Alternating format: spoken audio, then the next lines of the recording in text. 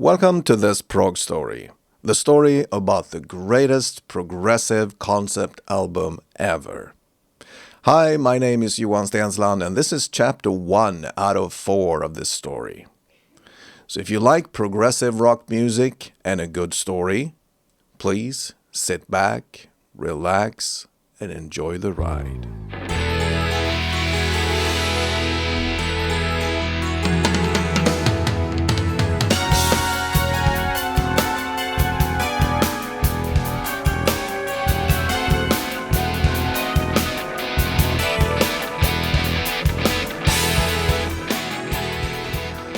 This is a prog story, a story about the greatest progressive concept album ever. But it's also the story of a large-scale, life-shattering failure. And the story of finding alternative ways in life when your options seem to be exhausted.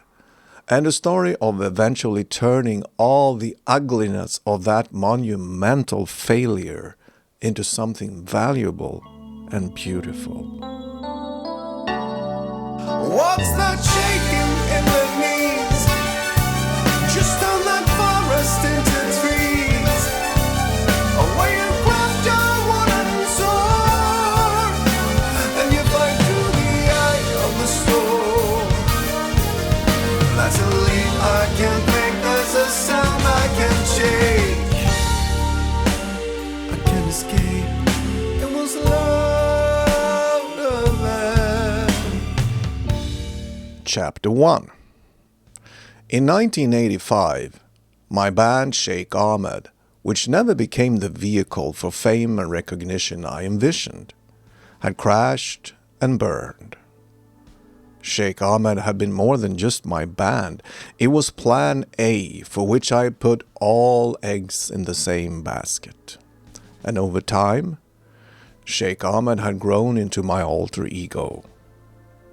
Now the basket was lost, the eggs broken, and my alter ego was dead.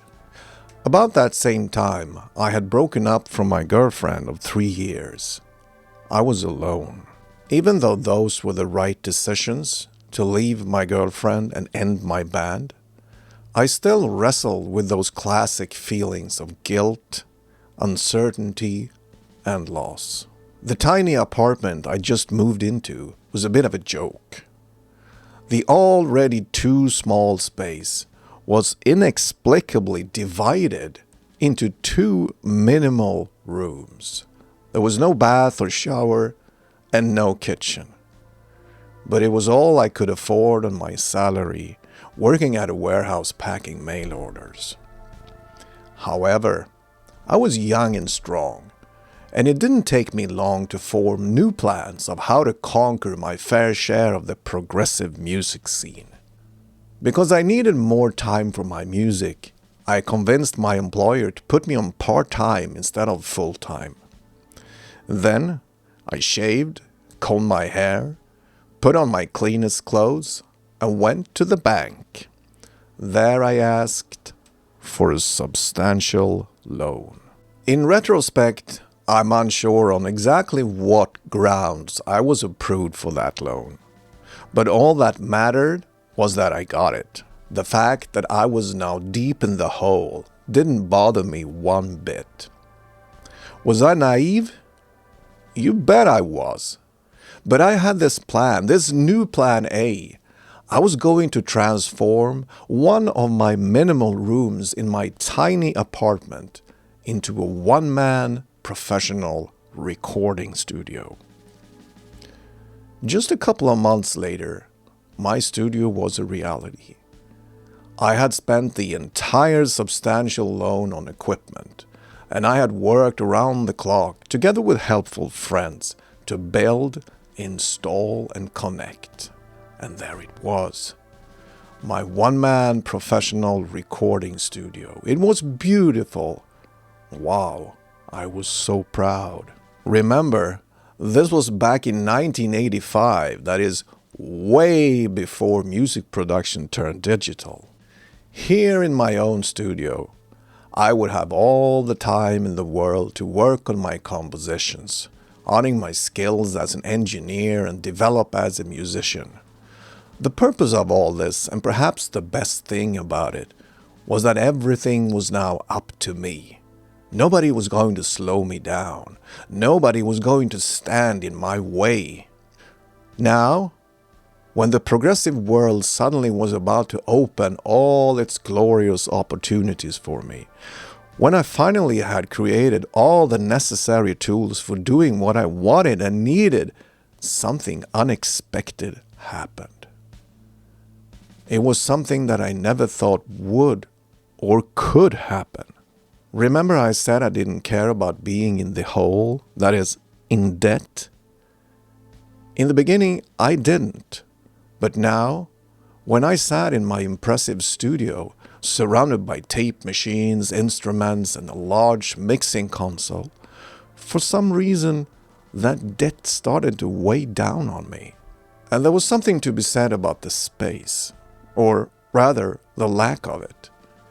Having converted one of my minimal rooms into a studio, there was only one minimal room left. And this minimal room should function as a living room, sleeping room, dining room.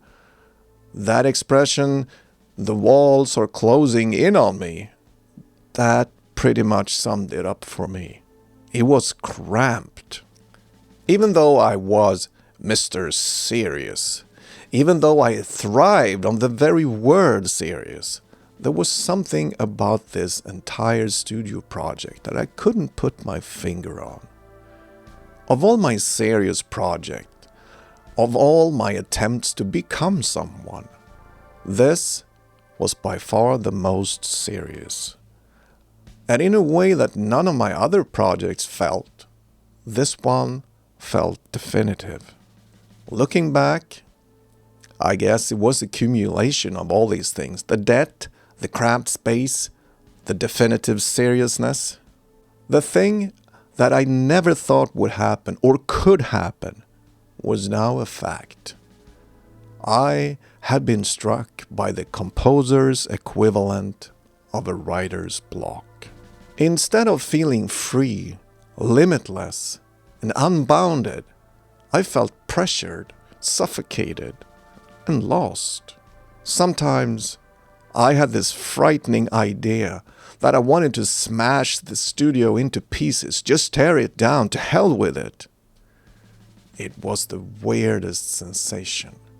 Here I had everything I ever wanted, all the opportunities, all the tools I needed to make something out of myself. And then I wanted to destroy it? On the one hand, I was so proud of my new studio. But on the other hand, I was ashamed for wanting to tear it down. Did I tell you this was a long time ago? That I was young and strong? Well, back in 1985, I was 22 years old, and I did have a certain drive, something that always seemed to propel me forward. And it came to me, out of the blue, the idea that changed everything for the better. It didn't rid me of all my mixed feelings about my studio, but the novelty of this idea filled me with vigor and released me from my writer's block. The idea? I was going to write a concept album. The best damned progressive concept album ever.